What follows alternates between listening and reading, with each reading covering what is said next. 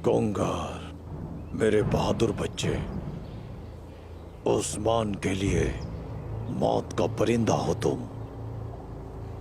अब तुम काई कबीले जाओगे, कहोगे कि तुम बेनकाब हो गए हो और उस्मान को कारताल काई लेकर आओगे। तुम उस्मान से अपनी रूह चोरी करने का इंतकाम लोगे मेरे बहादुर बच्चे। जैसे आपका हुक्म बाबा।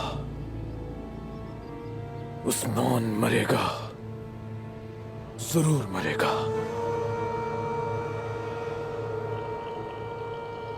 वो मेरे ही हाथों मरेगा।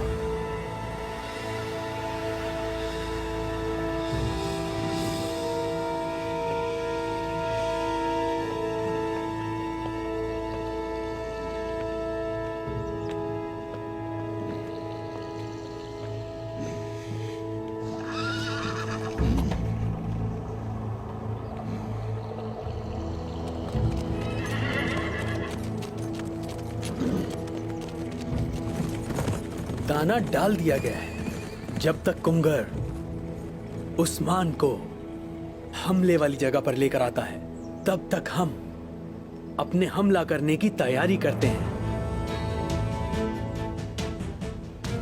उस्मान भी खत्म हो जाएगा और काई कबीला भी।